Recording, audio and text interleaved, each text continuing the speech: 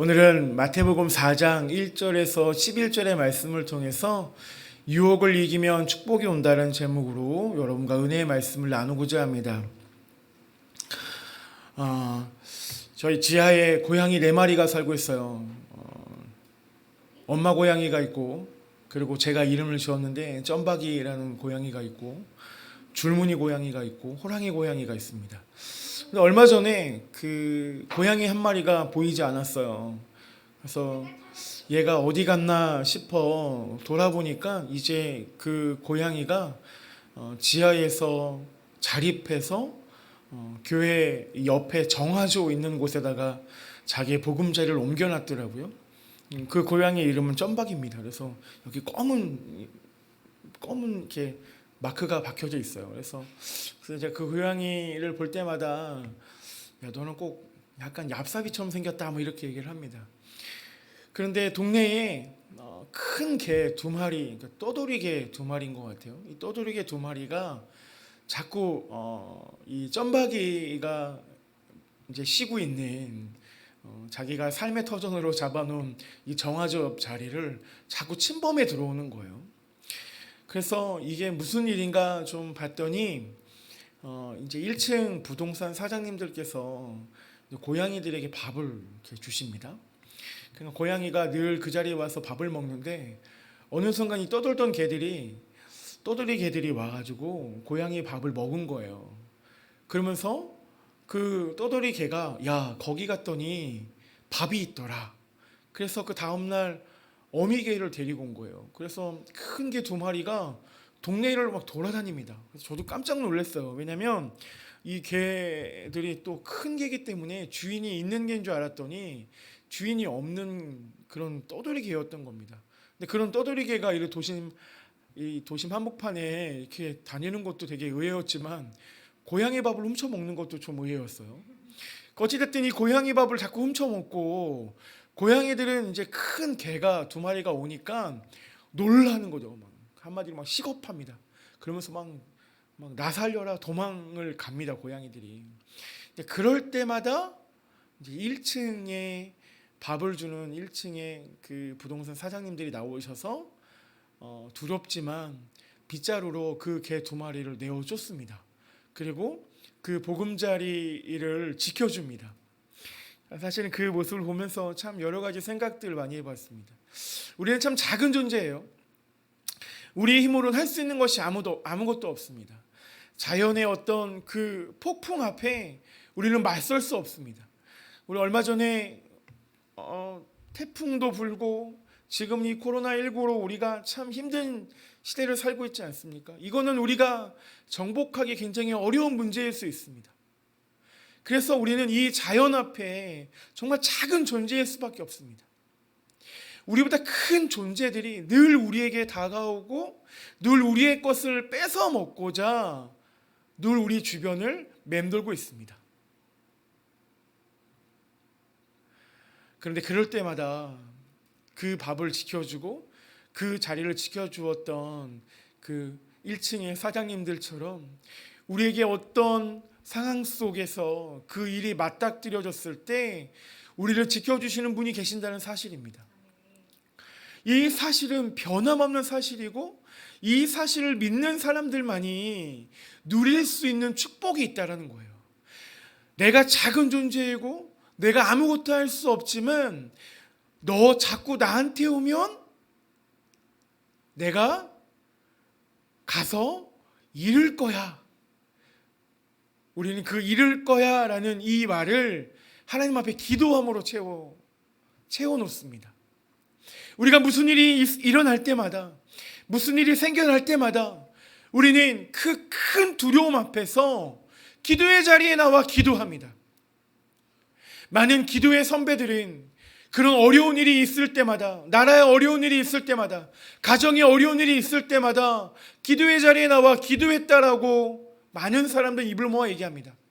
지금 순복음교회가 엄청 많은 인원수가 있잖아요. 그 교회가 처음에 가마떼기 깔고 처음에 그 개척교회를 조윤기 목사님이 시작할 때 그 가마떼기마다 사람들이 꽉꽉 차고 새벽마다 기도하고 이 나라를 위해서 기도하고 가정을 위해서 기도하면서 그렇게 울며 그 자리를 채웠던 믿음의 부모들이 있었다라고 얘기를 합니다. 우리는 기도의 자리를 놓치지 않았으면 좋겠어요. 우리가 특별히 기도의 자리가 꼭 교회여야 된다라고 저는 이야기하고 싶지 않습니다. 여러분의 기도의 자리, 기도의 처소에서 기도하고 큰 상황 속에서 맞설 수 있는 그 힘이 나에게로부터 오는 것이 아니라 살아계신 하나님께로부터 온다는 이 사실들을 깨달아 아는 믿음이 있기를 간절히 축원합니다. 오늘 본문 1절에 보면 예수께서 성령에게 이끌려 마귀에게 시험을 받으러 광야로 가사라고 기록되어져 있습니다. 3절에 또 보면 시험하는 자가 등장합니다. 3절에 보니까 시험하는 자가 예수께 나와서 이르되 라고 나와요. 여기서 시험하는 자가 등장하는데 여기서 시험은 유혹을 의미하는 단어입니다. 그러니까 다시 바꿔서 얘기해 보면 마귀는 시험하는 자입니다. 마귀는 우리를 유혹하는 자입니다. 에덴 동산에서 마귀가 첫 인간에게 시험을 걸어 성공했습니다. 에덴 동산에 성공한 이후 마귀는 계속해서 성공을 거두었습니다. 마귀는 수많은 성공을 거두었습니다. 우리 주변에는 이 마귀의 공격을 받아 한 방에 날아가는 사람들이 너무나 많이 있다라는 것입니다. 마귀가 우리에게 엄습해 왔을 때 이것을 이겨내지 못하고 마귀의 그 춤에 놀아나는 사람들이 너무나 많이 있다라는 것입니다. 그런데 여러분, 이 마귀의 성공의 고리를 끊어버린 사건이 오늘 본문에 기록되어져 있습니다. 예수님께서 이 마귀의 시험을 물리치신 것입니다. 예수님은 광야 시험을 통과하셨습니다. 예수님으로 인해 마귀가 더 이상 승리할 수 없게 되어졌다라는 것입니다. 그러므로 본문은 이 승리의 새로운 장이 열리는 아주 중요한 장면입니다. 저는 오늘 이 마태복음 4장에 나와 있는 오늘 본문 1절에서 11절에 예수님이 마귀에게 유혹을 당하는 이 장면 속에서 저와 여러분이 좀 나누고 싶은 것이 바로 여기에 있습니다. 예수님이 마귀의 유혹을 당한 뒤에 그 마귀의 유혹을 물리치고 난 이후에 그분의 사역이 시작이 되어졌다는 것입니다.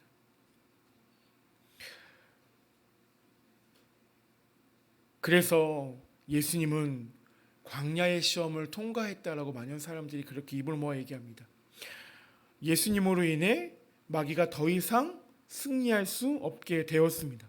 그러므로 오늘 본문은 승리의 새로운 장이 열리는 아주 중요한 장면인 것입니다.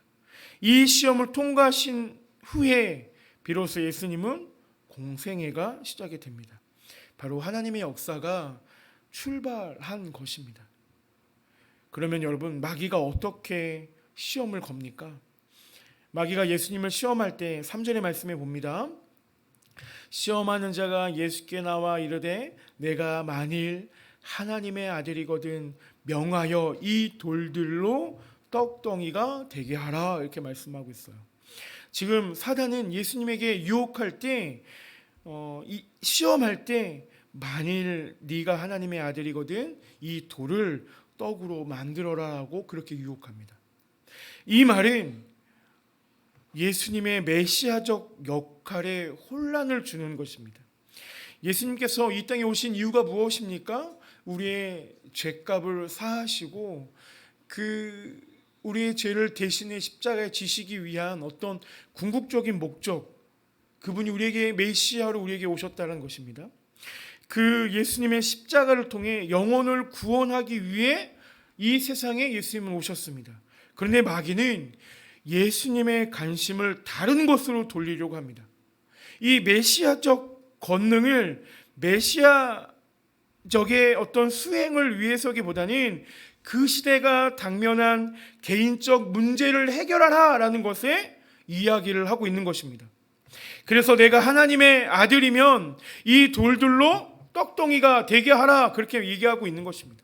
여기에서 우리는 마귀의 전략을 간파해야 합니다. 마귀는 우리로 하여금 본래에 주어진 목적과 사명이 아닌 당면한 현실에 정신을 팔게 만듭니다.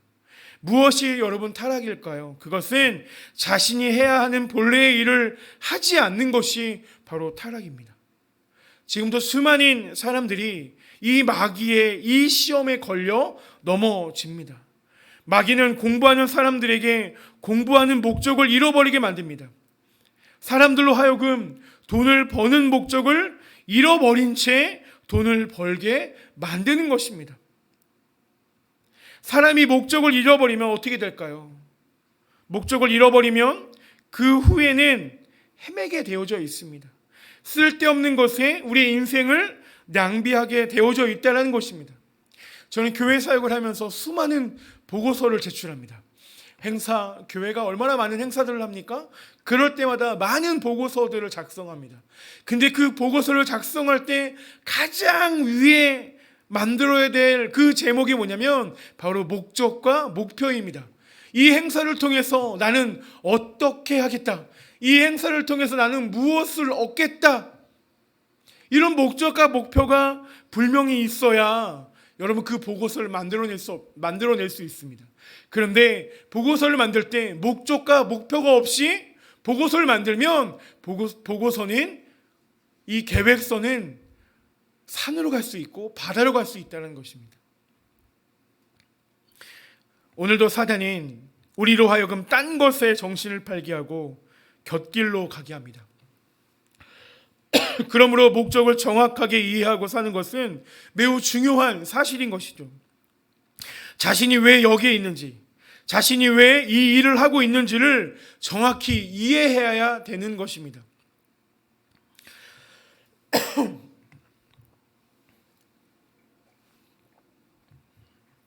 여러분, 왜 우리는 인생을 살면서 이 허무하다 이런 말들 많이 하지 않습니까? 인생 참 허무하다, 뭐 이런 얘기를 많이 합니다. 왜 의욕이 떨어지는 걸까요? 왜 허무해지고 의욕이 떨어지고 우울해지는 것일까요? 무엇을 위해 사는지 모르기 때문에 그렇습니다. 그런 얘기 많이 합니다. 나는 우리 자녀들 때문에 산다는 얘기를 많이 해요. 내가 죽었으면 벌써 10번 죽었는데 내가 너희들 때문에 산다라는 얘기도 많이 합니다. 요즘에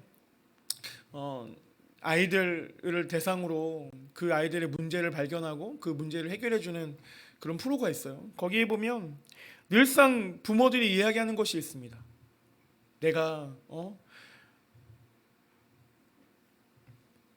여러 번 죽었어야 되는데 내가 너희들 때문에 살고 있다, 뭐 이런 얘기도 많이 하고요. 어찌됐든 그런 이야기들도 많이 들립니다. 그런데 사실 이것을 바꿔서 얘기해보면, 그래도 불구하고 그 목적과 그 목적을 가지고 있기 때문에, 내가 너희들 위해서 살고 있다는 그 목적을 갖고 있기 때문에 살아내고 있는 것이죠. 그럼 이것을 믿는 우리들에게 대입해 보면 우리는 무엇을 위해 살아야 할까 고민해 봐야 될 문제라는 것입니다. 우리가 힘들고 어려운 상황들은 다 똑같습니다. 믿음의 사람들도 어려운 일이 닥칠 수 있고요, 믿음의 사람들도 복받지 못할 수 있습니다. 그럴 때에 우리가 해야 될 것이 무엇이냐, 그것은 바로 우리의 목적과 목표가 무엇이냐라, 무엇에 우리가 목적과 목표를 삼느냐라는 것이에요. 오늘날 우리는 거대한 싸움을 하고 있습니다. 눈앞에 떡을 따라갈 것인가, 아니면 영원한 말씀을 따라갈 것인가의 싸움을 하고 있습니다. 이 싸움은 만만치 않습니다. 이런 마귀의 시험 앞에서 어떻게 이길 수 있습니까? 그러나 오늘 예수님의 그 모습을 통해서 우리는 답을 얻어야 합니다. 예수님은 홀로 광야를 통과하며 홀로 광야를 통과하면 우리는 길을 잃어버릴 수 있습니다. 이 광야를 모르는 사람들이 홀로 광야길을 걸어가면 광야에서 결국엔 자기의 갈 길을 알지 못한 채 그곳에서 죽어버리는 사람들이 많이 있다라고 얘기해요. 지금은 그렇게 그 정도까지는 아니지만 예전엔 그렇다라는 거예요. 광야의 길을 잘 모르는 사람들이 광야의 길에 나서면 결국엔 죽을 수밖에 없는 그런 상황들이 있었다는 겁니다. 이것이 대단히 위험한 것이죠. 그러므로 광야를 통과할 때 가장 중요한 것은 광야의 길을 아는 사람과 함께 가는 것입니다. 그래서 목동의 길을 따라갑니다. 그래서 유목하는 사람들의 길을 따라가는 것이 일반적인 것이었어요. 그러면 우리들은 이 광야길에 살고 있는, 이 세상이 광야라면 이 광야에 살고 있는 우리들은 무엇을 따라가야 될까요? 바로 성령의 이끄심을 따라가야 된다는 것입니다. 오늘 말씀에 보면 그때의 4장 1절에 보면 그때 예수께서 성령에게 이끌려 마귀에게 시험을 받으러 광야로 가서라고 얘기하고 있어요. 성령에 이끌려 광야로 갔다라는 것입니다. 그리고 그가 2절에 보니까 40일을 밤낮으로 금식하신 후에, 여러분 지금 예수님은 성령의 이끌림을 받아서 광야로 갔어요. 그리고 그는 40일 동안 금식하고 난 이후에 아주 배고픈 상황이고, 이 배고픔 40일 동안 굶었으니 얼마나 배고픈 상황입니까? 그런 상황 속에서 사단이 예수님을 유혹했다라는 것입니다. 성령의 이끄심은 우리가 생각하기에 좋은 것이다. 성령이 이끄시면 우리를 늘 좋은 길로 인도하실 것이다. 성령이 우리를 이끄시면 늘 황금과 같은 길로 우리를 이끄실 것이다 라고 생각하죠. 그러나 그렇지 않습니다. 성령이 우리를 이끄시면 우리는 유혹을 만날 수 있고, 성령이 우리를 이끄시면 그 유혹에서 우리는 쓰러질 수 있습니다. 그러나 중요한 것은 그 광야의 길에서 성령의 이끄심에 따라서 가다가 엎어지고 일어나는 자가 살아남는다는 것이죠. 광야는 여러분 어떤 곳입니까? 광야는 시험의 장소입니다. 끊임없이 시험이 밀어닥치는 곳이 바로 광야입니다. 광야에서는 하루를 버텨내기도 어렵습니다. 아담은 최적의 환경 에덴 동산에서 마귀에게 넘어졌습니다. 여러분 좀 생각해 보십시오. 주님은 최악의 환경인 광야에서 시험을 이기셨습니다. 그러니까 여러분, 환경이 문제인 것은 아니라는 거예요. 삶이 어려워서 넘어지는 것이 아니라는 것입니다. 주님은 광야에서도 승리할 수 있는 길을 우리에게 보여주시기 위해 육신의 몸으로 우리에게 오셔서 우리 대신 승리하신 것입니다. 광야는 홀로 지나는 것이 아니라 성령의 도우심으로 지나가는 것입니다. 아무리 광야같이 척박한 환경이라도 성령의 이끄심을 받으면 그 시험을 이길 수 있는 것입니다. 맨몸으로 시험을 이기려고 하지 말고 성령의 도우심을 구하는 저와 여러분 되어지길 간절히 축원합니다. 여러분 상황 속에서 성령을 구하는 것, 여러분 상황 속에서 성령을 구해서 그 성령님과 함께 그 광야의 길을 걸어가는 것이 중요한 것이라는 것입니다. 성령이 도우시면 어떤 시험이 와도 승리할 줄 믿습니다. 광야를 통과하면 그래서 축복이 우리 안에 임한다라는 것이죠. 우리의 죽고 사는 것은, 여러분 그렇다면 우리의 죽고 사는 이 문제는 바로 말씀에 달려있다는 것입니다. 예수님께서는 40일간 금식하셨습니다. 40일간 금식하면 생사의 기로에 서게 됩니다. 여러분 이런 얘기 많이 있어요. 40일 동안 금식하다가 이렇게 생명을 잃으신 그런 분들의 얘기도 종종 듣습니다. 이 40일이라는 이 시간은 결코 짧은 시간이 아닙니다. 하루를 굶어도요 배고파 죽겠다고 아웅성칩니다. 아주 배꼽 시계는 정확합니다. 12시가 되면 꼬르륵 대고 6시가 되면 밥 달라고 합니다. 이런 정확한 배꼽 시계가 40일 동안 아무것도 음식을 주지 않았다라면 배는 아마 난리를 치고 있을 것입니다.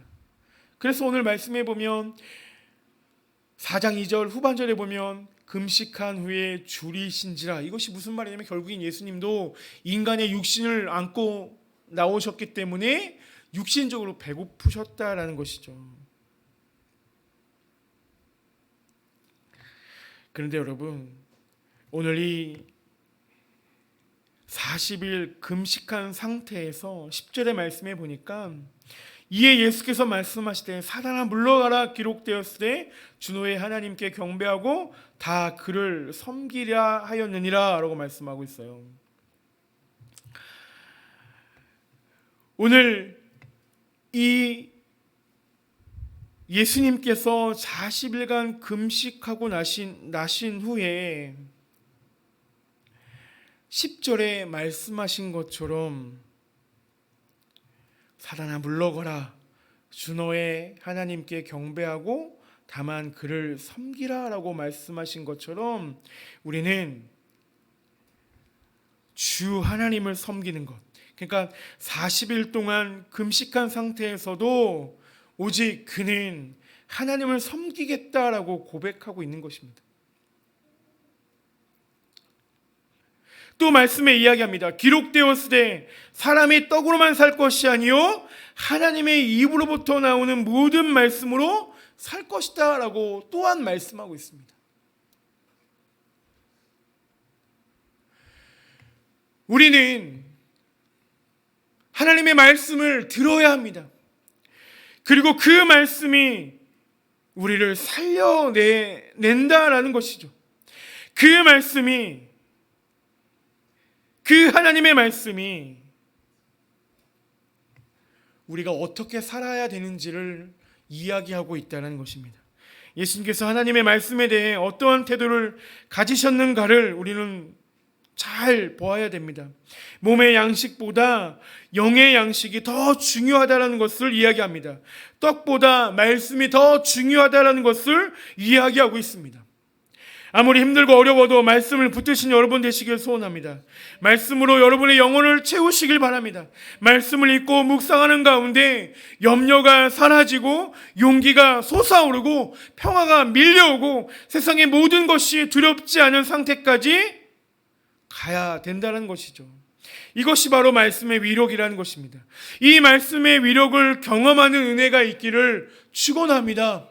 이 말씀을 통해서 이 말씀 때문에 살아나고 이 말씀 때문에 내가 일어나고 이 말씀 때문에 성령을 선포하고 이 말씀 때문에 우리 가정이 살아났다라는 이러한 간증의 은혜가 정말 여러분 가운데 있기를 간절히 축원합니다.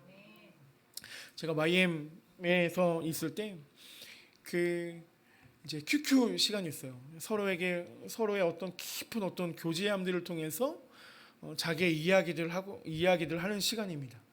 근데 첫날에 이런 이야기들 하는데 어느 한 자매가 막 자기의 이야기를 하다가 쓰러졌어요. 그러고 나서 그 자매를 막 다들 주무르고 막 다들 놀랬죠. 그런데 여러분, 참 신기한 것은 이 자매를 일으켜 세운 것은 하나님의 말씀이었습니다. 그때 우리를 지도했던 그 목사님께서 이렇게 얘기합니다. 우리가 말씀을 읽자. 그리고 그 말씀을 읽으면서 이 자매에게 축복합니다. 그럴 때 이 자매가 일어났어요. 그러면서 자기 그 어두웠던 그런 환경 속에서 자라났던 그 어떤 그런 여러 가지 이야기들 우리에게 이야기를 합니다. 저러면 나는 살아날 수 있었을까? 저러면 나는 견딜 수 있었을까? 라는 생각들을 합니다. 그러니 하나님과의 깊은 교제함 속에서 그가 그렇게 쓰러지게 된 거고, 그를 쓰러졌을 때 그를 일으켜 세웠던 것도 하나님의 말씀이었다는 것이죠. 말씀의 위력을 경험해야 합니다. 본문의 사건은 마태복음 3장의 사건과 연결되어져 있습니다. 예수님께서 세례를 받으실 때 하늘로부터 이는 내 사랑하는 아들이요 내 기뻐하는 자다라는 음성이 들려집니다. 3장 17절에 그렇게 이야기하고 있어요. 하나님은 지금도 성령으로 하나님의 백성들에게 이는 내 사랑하는 아들이요 내 기뻐하는 자다라고 그렇게 말씀하고 있습니다. 하나님은 예수님을 그렇게 축복하고 있고 또한 이 시대를 살아가는 여러분들에게 그렇게 축복하고 있습니다. 너는 내 사랑하는 아들이다. 그리고 너는 내 기쁨이다라고 그렇게 말씀하고 있습니다. 우리는 이 음성을 계속해서 들어야 합니다. 하나님의 음성이 끊어지면 우리는 혼란에 빠집니다. 그렇게 되면 우리는 십자가의 길을 걸을 수 없습니다. 예배 시간마다 하늘이 열리고 이는 내 사랑하는 자요 내 기뻐하는 자다라는 하나님의 음성을 듣기를 바랍니다. 우리가 하나님의 말씀을 듣고 하나님의 음성을 들으며 사는 삶 참 기쁘지 않습니까?